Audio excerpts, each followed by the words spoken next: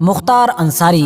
ایک ایسا انسان کہ جس کے نام کی چرچا اس وقت لگ بھگ ہر طرف ہے۔ اس انسان کی طاقت، شہرت، اثر اور دبدبے کا اندازہ صرف اسی بات سے لگایا جا سکتا ہے کہ لگ بھگ 20 سال جیل میں کاٹنے کے بعد بھی جب 2024 28 مارچ کے دن اس انسان کی موت ہوتی ہے تو گورنمنٹ کو نہ صرف پوروانچل کے پورے علاقے میں حد سے زیادہ سیکیورٹی کو اسٹرکٹ کرنا پڑتا ہے، بلکہ پورے اتر پردیش کے کئی علاقوں میں 144 یعنی کہ دھارا 144 بھی لگانی پڑتی ہے۔ یہ وہی مختار انصاری ہے کہ جس کی ایک لمبے وقت تک اتر پردیش کے ایک خاص علاقے کہ جس کو پوروانچل کے نام سے جانا جاتا ہے اس میں طوطی بولا کرتی تھی۔ گورنمنٹ کسی کی بھی آئے یا جائے، مختار انصاری کے دبدبے اور اثر پر کوئی فرق نہیں پڑتا تھا، بلکہ اگر کبھی مختار انصاری کھلی جیپ میں اپنے پورے قافلے کے ساتھ نکل جایا کرتا تھا تو پورے علاقے میں دہشت پھیل جاتی تھی، کیونکہ لوگوں کو لگتا تھا کہ یا تو کچھ بڑا ہو چکا ہے یا پھر شاید کچھ بڑا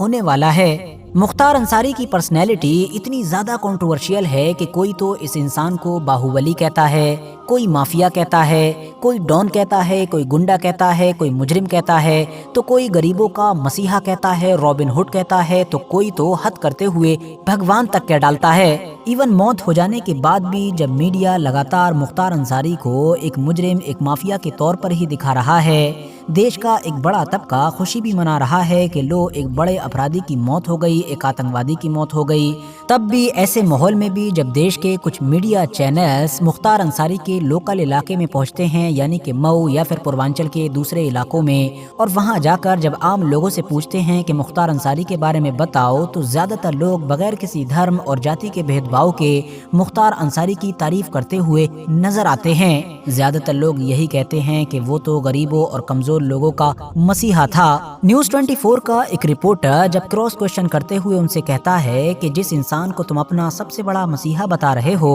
اس کے اوپر تو آلریڈی بے شمار کیسز تھے اور کئی کیسز میں تو کورٹ نے باقاعدہ سزا تک سنا ڈالی تھی۔ اس کے جواب میں وہ لوگ کہتے ہیں کہ صرف طاقتور اور ظالم لوگوں کے لیے ہی وہ مافیا تھا، ہم غریبوں اور کمزوروں کے لیے نہیں، بلکہ ہم غریبوں اور کمزوروں کے لیے ہی وہ انسان مافیا بنا تھا۔ تو دوستو، اب سوال یہی ہے کہ آخر انسان ایک اور اس کی امیج یعنی کہ اس کی چھوی الگ الگ لوگوں کے لیے اتنی زیادہ الگ الگ کیوں ہے؟ آخر کون تھا یہ مختار انصاری اور اتنا زیادہ طاقتور اور اتنا زیادہ مشہور کیسے اور کیوں بن گیا؟ اور آخر مختار انصاری کی اس موت کی کیا سچائی ہے، کیا راز ہے کہ جو اس وقت پورے ہی دیش میں سب سے بڑا مدعا بن چکا ہے؟ تو چلیے آج کی اس ویڈیو میں ہم اپنے ان سارے ہی سوالوں کے جواب جاننے کی کوشش کرتے ہیں مختار انصاری کی پوری کہانی کے ذریعے سے۔ RH نیٹورک کے نالجبل فرینڈز، اس کہانی کی شروعات ہوتی ہے اس دور سے کہ جب گاندھی جی اپنے بے شمار ساتھیوں کے ساتھ دیش کو آزادی دلانے کے لیے انگریزوں سے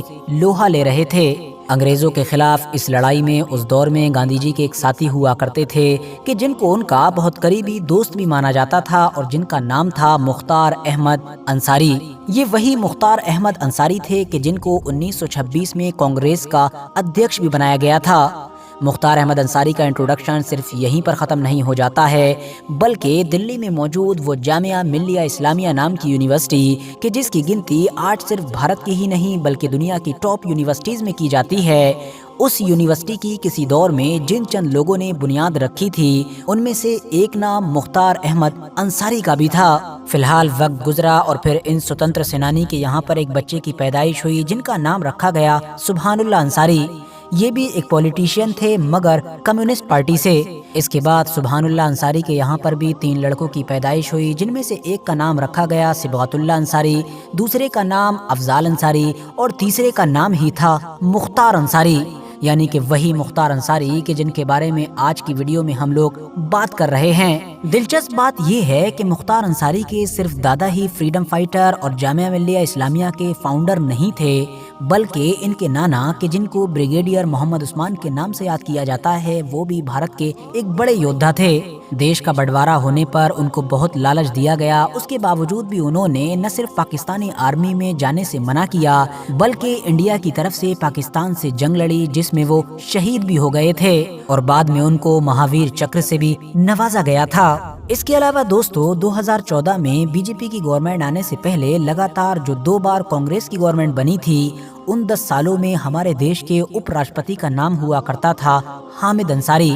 آپ کو اگر نہیں پتا ہے تو بتا دوں، یہ وائس پریزیڈنٹ حامد انصاری بھی رشتے میں مختار انصاری کے چاچا ہیں۔ یعنی اس حساب سے مختار انصاری کا پورا فیملی بیک گراؤنڈ ہی ایسے مہان لوگوں سے بھرا ہوا ہے جنہوں نے ہمارے دیش کو بہت کچھ دیا ہے۔ بات کریں خود اب مختار انصاری کی تو ان کا جنم 30 جون سن 1963 کو یو پی کے علاقے غازی پور میں ہوا تھا۔ ظاہر ہے جس فیملی میں جنم ہوا وہ نہ صرف امیر تھی بلکہ کافی سمجھدار اور قابل بھی تھی، اسی لیے بچپن سے ہی پڑھائی لکھائی پر بھی اچھی طریقے سے دھیان دیا ہی گیا تھا۔ مختار انصاری کے بارے میں بتایا جاتا ہے کہ یہ شروعاتی دور سے ہی نہ صرف نشانے بازی میں کافی اچھے تھے بلکہ کرکٹ میں بھی کافی ماہر تھے۔ یہی وجہ ہے یہ تک کہا جاتا ہے کہ اگر مختار انصاری پولیٹکس میں نہ اترتے تو شاید ایک اچھے بولر ہوتے۔ 12 کے بعد جب ہائر ایجوکیشن کا سفر شروع ہوا تو غازی پور میں پڑھائی کے دوران ہی مختار انصاری کی دوستی سادھو سنگھ نام کے ایک ایسے انسان سے ہوئی کہ جس سے دوستی کے بعد ہی ان کی فیملی کے مطابق سب کچھ بدل گیا۔ یعنی مختار انصاری کا نظریہ، مختار انصاری کی چھوی اور تو اور مختار انصاری کا آنے والا فیوچر بھی۔ ویسے تو مختار انصاری کا پولیٹیکل کریئر ایک چھاتر نیتا کے طور پر بنارس میں موجود ہندو وشو ودیالیہ سے ہی شروع ہوا تھا، مگر اگر بات کریں کرائم کی دنیا میں انٹری کی تو وہ 1980 کے بعد اس وقت ہوئی کہ جب غازی پور یا پھر پوروانچل کے پورے ہی علاقوں میں ٹھیکوں کا دور شروع ہوا۔ دراصل 80 سے لے کر 90 تک کا یہ ایک ایسا دور تھا کہ جب یو پی میں پوروانچل کے علاقے پر ڈیولپمنٹ کے لیے کچھ زیادہ ہی فوکس کیا جا رہا تھا۔ چاہے اسٹیٹ گورنمنٹ ہو یا پھر سینٹرل گورنمنٹ، ان کی طرف سے لگاتار اسی ڈیولپمنٹ کے لیے نئی نئی اسکیم نکالی جا رہی تھیں اور پھر ان اسکیم کو انجام دینے کے لیے بہت سارے ٹھیکے وغیرہ بھی آ رہے تھے۔ یہ بڑے بڑے ٹھیکے کبھی تو ریلوے میں ہوتے تھے، کبھی کھنن میں، تو کبھی کسی اور ڈپارٹمنٹ میں۔ فی الحال مختار انصاری نے بھی سوچا کہ کیوں نہ اپنی قسمت کو اسی ٹھیکے وغیرہ میں آزمایا جائے، لیکن پرابلم کی بات یہ تھی کہ اسی دور میں پوروانچل کے علاقے میں ایک اور بھی ایسا مشہور انسان تھا، یا یہ کہیے کہ ایک اور ایسا مافیا اور ڈون تھا کہ جو ٹھیکے وغیرہ کی چیزوں میں اپنی قسمت آزمانے کی کوشش کر رہا تھا، اور اس کا نام تھا برجیش سنگھ۔ شروعاتی دور میں مختار انصاری اور برجیش سنگھ کے بیچ کمپٹیشن تو کافی تھا، یہ دونوں اپنا اپنا ورچسو جمانے کی کوشش کر رہے تھے اور ہر ممکن کوشش کیا کرتے تھے کہ ٹھیکے انہی کو ہی زیادہ سے زیادہ ملیں، لیکن پھر بھی ان کی آپس میں کوئی دشمنی نہیں تھی۔ لیکن پھر ہوا یہ کہ ایک تیسرا انسان کہ جس کا نام تھا تربھوون سنگھ، جو پوروانچل کا ایک ڈون یعنی کہ ایک مافیائی ہوا کرتا تھا، وہ برجیش سنگھ کے خیمے میں آ کر شامل ہو گیا۔ جبکہ دھیان دینے والی بات یہ ہے کہ یہ انسان مختار انصاری کا بڑا دشمن ہوا کرتا تھا۔ اب نتیجہ یہ ہوا کہ مختار انصاری کی ڈائریکٹ دشمنی برجیش سنگھ سے بھی ہو گئی۔ دھیرے دھیرے حالات اتنے آگے بڑھے کہ اب ان لوگوں نے تو اپنی اپنی فورس یعنی کہ ٹیم بنانا تک شروع کر دی، جس میں ایسے بندوں کو بھرتی کیا جاتا کہ جو ان کے لیے ہمیشہ مر مٹنے کے لیے تیار رہیں، اور ایسے گینگ بننے کے بعد ہی ان دونوں گروپ کے بیچ شروع ہوا وہ خونی کھیل کہ جو ایک لمبے وقت تک پوروانچل کے علاقے میں چلتا رہا۔ مگر پھر وقت آیا سن 2002 کا کہ جب وہ کانڈ ہوا کہ جس کو اسری چٹی کانڈ کے نام سے جانا جاتا ہے، اور جس کے بارے میں مجھے امید ہے کہ پوروانچل کے علاقے کے سارے لوگ تو جانتے ہی ہوں گے۔ دراصل مختار انصاری کا پورا قافلہ جا رہا تھا، برجیش سنگھ کے گینگ کو پکی خبر تھی کہ مختار انصاری کا پورا قافلہ آ رہا ہے، اسی لیے اس کے اوپر حملے کی پلاننگ کی گئی۔ مگر کیونکہ مختار انصاری کا نیٹ ورک بھی کافی اسٹرانگ ہوا کرتا تھا تو اسی لیے شاید ان کو پہلے ہی بھنک لگ چکی تھی، اسی لیے جب حملہ ہوا تو دونوں طرف سے خوب گولیاں چلیں، لیکن اس وقت مختار انصاری موجود ہی نہیں تھے، بلکہ ان کی گاڑی تو اس قافلے سے پہلے ہی غائب ہو چکی تھی۔ لیکن پھر بھی اس بڑے حملے میں مختار انصاری کے 3 بندوں کی موت ہوئی تھی، جبکہ خبر تو یہ بھی اڑ گئی تھی کہ دوسری طرف برجیش سنگھ کے بھی گولی لگ چکی ہے، جس سے برجیش سنگھ کی موت ہو گئی ہے۔ لیکن ظاہر ہے یہ صرف اور صرف ایک افواہ ہی تھی۔ بعد میں یہ دعویٰ کیا گیا تھا کہ برجیش سنگھ نے مختار انصاری کے اوپر یہ بڑا حملہ بی جے پی نیتا کرشانند رائے کے کہنے پر کیا تھا۔ دراصل دوستو معاملہ یہ تھا کہ یو پی کے محمد آباد کی جو ودھان سبھا سیٹ تھی وہ 1985 سے لگاتار کئی سالوں تک انصاری پریوار کے ہی ہاتھوں میں رہی تھی، یعنی ان کی فیملی کا ہی کوئی نہ کوئی بندہ ہر الیکشن میں چناؤ جیت کر یہاں کا ودھایک بنا کرتا تھا۔ مگر سن 2002 میں بی جے پی نے اس سیٹ سے میدان میں کرشانند رائے کو اتارا۔ ان کے مقابلے میں تھے مختار انصاری کے وہی بڑے بھائی افضال انصاری کے جو آج کل بھی غازی پور کی سیٹ سے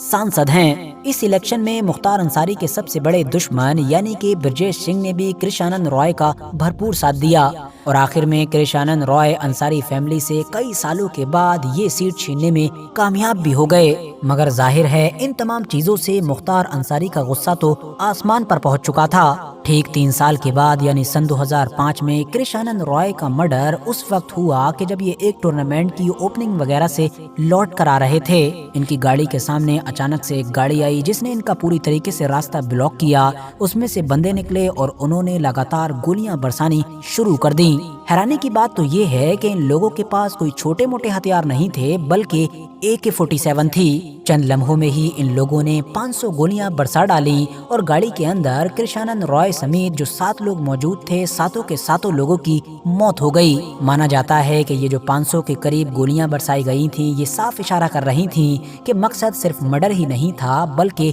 ایک میسج دینا بھی تھا۔ ورتھ نوٹسنگ بات تو یہ ہے کہ جس وقت 2005 میں یہ سب کچھ ہو رہا تھا اس وقت آلریڈی مختار انصاری جیل کے ہی اندر تھے، مگر پھر بھی ان کو اس کیس میں نامزد کیا گیا تھا۔ جانچ پڑتال بھی ہوئی تھی لیکن ان کی کوئی ڈائریکٹ انوالومنٹ ملی نہیں تھی۔ مگر بعد میں یہ بھی پتا چلا کہ اس حملے کا جو ماسٹر مائنڈ تھا جس کا نام تھا منا بجرنگی، وہ دراصل مختار انصاری کے لیے ہی کام کیا کرتا تھا۔ جہاں تک معاملہ جیل میں جانے کا ہے تو دراصل 2005 میں مئو کے علاقے میں ایک بڑا دنگا ہوا تھا جس میں نہ صرف بہت سارے لوگ زخمی ہوئے تھے، بہت سارا نقصان ہوا تھا بلکہ کچھ لوگوں کی موت بھی ہوئی تھی۔ اسی دنگے کے حالات میں ہی مختار انصاری کے جو مئو کے ودھائک ہوا کرتے تھے وہ اپنی کھلی جیپ میں شہر کے اندر نکل پڑے تھے، مطلب جائزہ لے رہے تھے اور دنگے وغیرہ کو کنٹرول کرنے کی کوشش کر رہے تھے۔ سوشل میڈیا پر آج بھی مختار انصاری کے وہ جو کچھ خاص فوٹوز وائرل ہوتے ہیں جس میں وہ ایک اوپن جیپ کے اندر ہوتے ہیں اور لوگوں کو آس پاس میں سمجھا رہے ہوتے ہیں،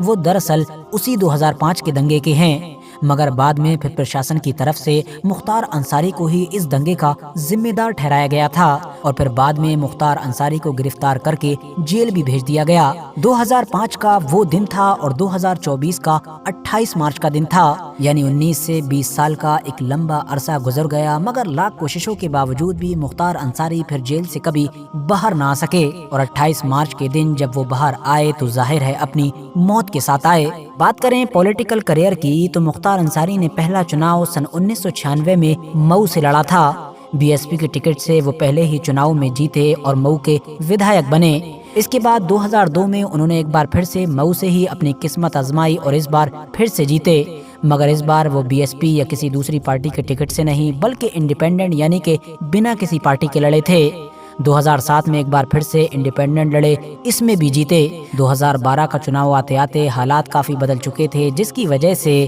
اب ان انصاری فیملی نے خود اپنی ہی پارٹی بنا لی تھی جس کا نام تھا قومی ایکتا دل۔ اس سے چناؤ لڑا اور ایک بار پھر سے مئو کے ودھائک بنے۔ 2017 میں ایک بار پھر سے لڑا اور پھر 5ویں بار لگاتار مئو سے ودھائک بنے۔ حیرانی کی بات یہ ہے کہ مختار انصاری نے یہ جو لگاتار 5 چناؤ جیتے تھے اس میں سے آخر کے 3 انہوں نے جیل سے جیتے تھے، کیونکہ جیسا کہ میں نے آپ کو پہلے ہی بتایا کہ 2005 سے لے کر 2024 تک وہ لگاتار جیل میں ہی رہے تھے۔ مگر اب سوال یہ بھی ہے کہ ایک ایسا انسان کہ جس کی صرف چھوی ہی کرمنل والی نہیں بلکہ ہمیشہ وہ جیل میں بھی رہا اور جیل سے باہر صرف پرچہ داخل کرنے یا پھر زیادہ میں زیادہ شپث لینے ہی آیا، مطلب ہمیشہ وہ جیل میں ہی رہا اور اپنے علاقوں سے غائب رہا، لوگوں سے کٹا ہوا رہا، اس کے باوجود بھی لوگ اس انسان کو ووٹ دیتے کیوں تھے؟ تو دوستو اس کا سیدھا اور سمپل سا جواب ہے مختار انصاری کی رابن ہوڈ کی چھوی، یعنی مختار انصاری کو جیسا کہ میں نے شروع میں ہی بتایا عام غریب اور کمزور لوگوں میں ایک مسیحا کے طور پر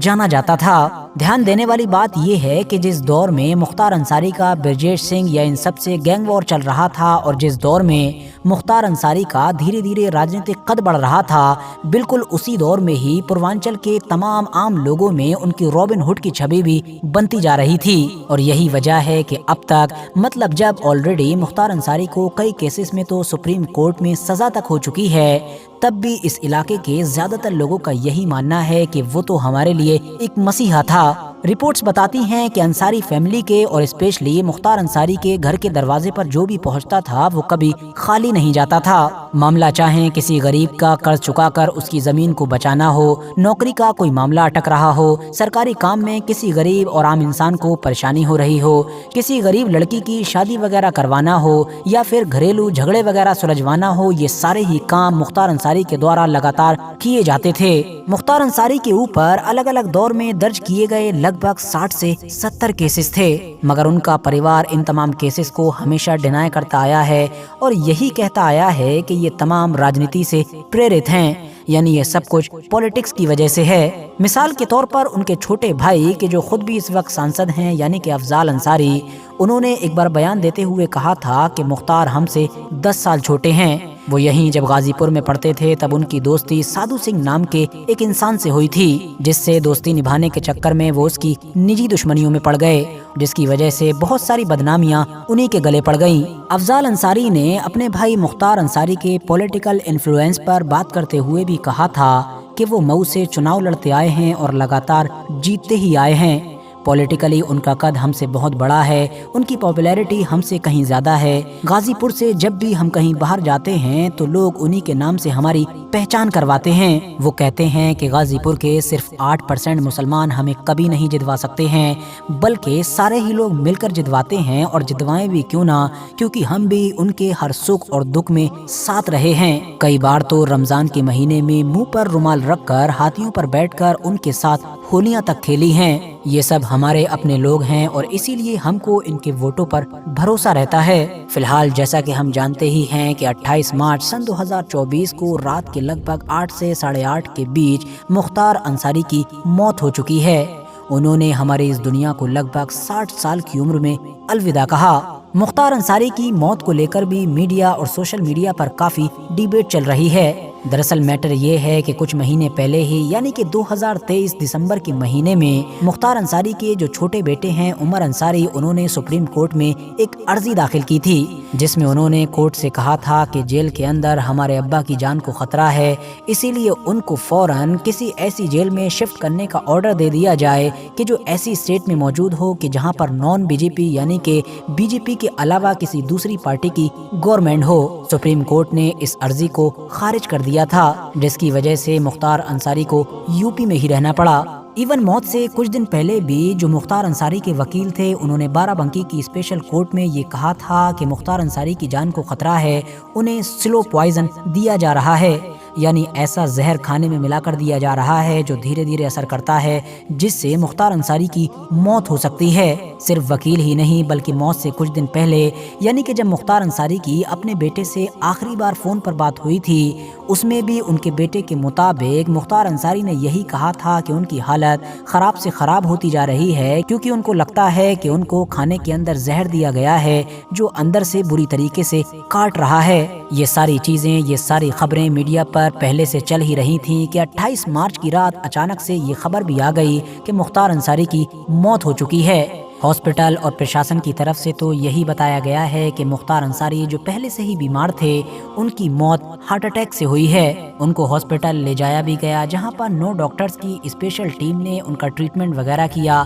मगर उनको बचाया ना जा सका। लेकिन जैसा कि मैंने आपको पहले ही बताया कि जहर वगैरह देने की खबरें पहले से ही आ रही थीं, तो इसीलिए मुख्तार अंसारी की इस तरह से मौत पर सवालिया निशान खड़े हो गए हैं। यही वजह है कि न सिर्फ उनकी फैमिली ही ये दावा कर रही है कि वो कोर्ट का दरवाजा खटखटाएंगे और जांच करवाएंगे, बल्कि विपक्ष के जो कुछ बड़े बड़े नेता हैं, उनके ट्वीट और उनके स्टेटमेंट वगैरह में भी इस चीज को मेंशन किया गया है और उन्होंने जहर वाले इस मुद्दे पर सरकार को घेरने की कोशिश की है। फिलहाल इस पूरे मुद्दे पर आप लोग भी अपनी कीमती राय कमेंट्स बॉक्स में दे सकते हैं। बाकी आज की ये वीडियो यहाँ पर ख़त्म करने से पहले मैं आप लोगों से ये रिक्वेस्ट भी ज़रूर करना चाहूँगा कि आप लोग मेरा सेकंड चैनल, जिस पर मैं मेनली न्यूज़ वगैरह कवर करता हूँ, उसको भी ज़रूर सब्सक्राइब करें। डिस्क्रिप्शन और कमेंट्स बॉक्स में लिंक मिल जाएगा। बाकी यूट्यूब पर साजिद ज़ुहैब लिखकर भी सर्च कर सकते हैं। ये वीडियो भी अगर इन्फॉर्मेटिव लगी हो तो लाइक करें, दोस्तों के साथ ज़रूर शेयर करें और ऐसे ही वीडियोस देखने के लिए इस चैनल को भी ज़रूर सब्सक्राइब करें।